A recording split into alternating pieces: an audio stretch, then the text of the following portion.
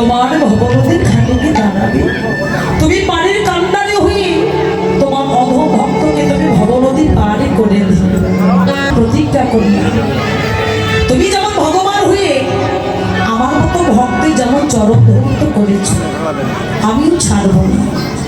সেদিন এমনি করে তুমি ভগবান, আমি ভক্ত, তুমি ভগবান হয়ে তোমার আমি চরণ ধৌত করাবো।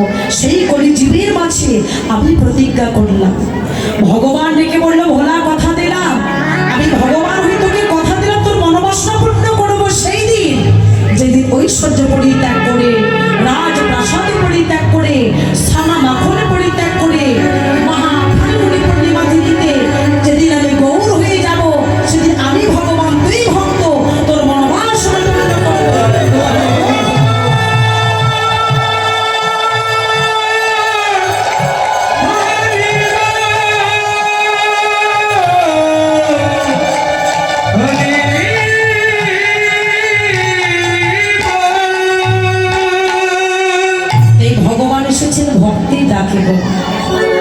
ভগবান বললেন, যদি কোনো ভক্ত একবার হরি বলে কাঁদতে পারে, আমি সেই ভক্তকে পাওয়ার জন্য সারা জনম ধরে কাঁদব। কিন্তু জগতের ভক্ত তো কাঁদতে জানে না বলা।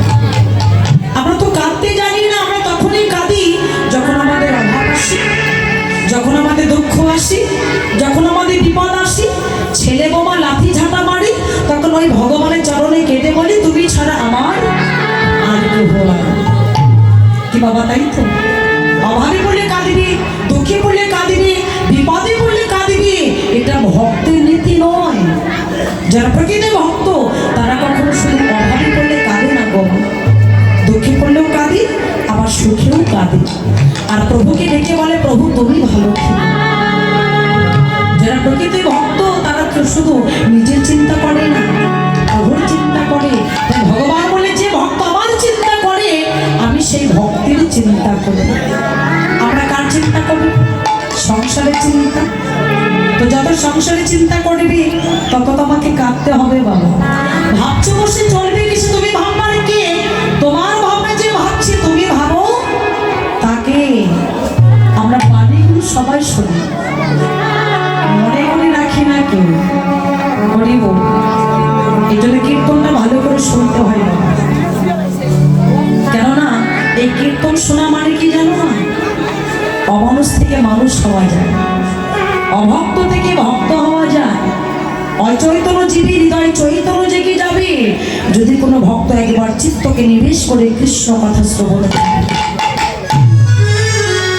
তাই জগৎকে ডেকে বললেন, আজ প্রভু এসেছেন ভক্তের ডাকে, তাই সেই রূপ দর্শন করে বলছে, সোনার বরণ গোড়ার রূপ। তো এই সোনার বরণ গোড়ার রূপ আমার ভাই নিতাইকে সঙ্গে করে প্রভু আমার সুরধরে তীর দিনেছে চলে যায়। আহা, হরিনাম করছে ভাই নিতাইকে সঙ্গে করে সুরধরে তীরে দাঁড়িয়ে।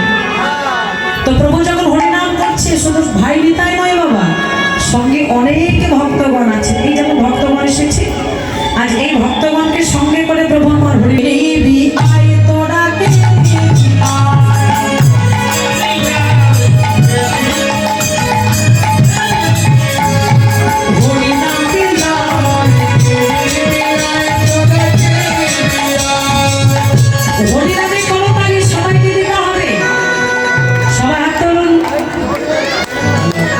যেখানে দাঁড়িয়ে আছে ওই যে গৌরা নিতাই দেখতে পাচ্ছ, ওই যে আমরা পূজা করছি, ওই যে দাঁড়িয়ে আছে। তো এই যে গৌর নেতা দুটি বাহু উত্তোলন করে দাঁড়িয়ে হরিনাম করছে, আর আমরা সামান্য মানব হয়ে করতে পারবো না। এই যে খোল করতাল, সেটা এখানে না, প্রত্যেকের মাঝে খোল করতাল আছে। এই দেহটা খোল আর হচ্ছে কর। কর মানে কি? হাত। আর এই দুটো হাতে তালি দিলে কি হবে? করো তাল। হ্যাঁ, সবাই মিলে হাত তোলো সবাই।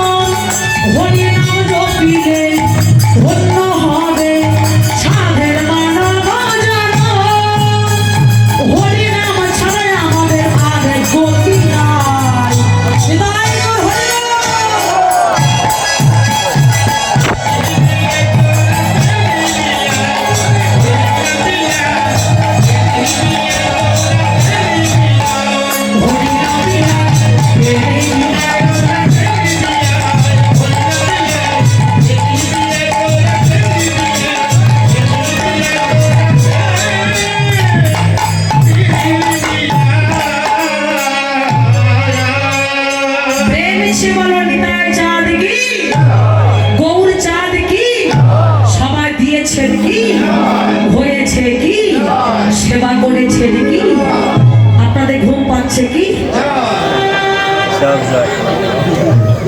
অনেক মা ঘুমাচ্ছে না, না যেখানে হরিনাম আসে না, যেখানে হরিনাম হয় দেখবে সেখানে জমও চলে আসে। হরিবল সবাই হরিনাম শুনে যদি স্বর্গে যাবে তাহলে জমালয়ে কে যাবে বাবা? হরিবল। ও মা তুমি কি জানো না হরিনাম এই যে ভাগবত কথা হরি কথা শ্রবণ করতে এসে যদি কেউ ঘুমিয়ে, আমি বলিনি, বলছে মরেই জন্ম নেবে ব্রাহ্মণ বলে নয় বাড়াব, বলছি না শ্রীমন ভাগবত শাস্ত্রে বলেছে ঘুমিও না, হরিনামের মধ্যে ডুবে যাবে, ভালো লাগবে। দেখো আমার ভাই নিতাইকে সঙ্গে করে হরিনাম করছে, দর্শন করে বলল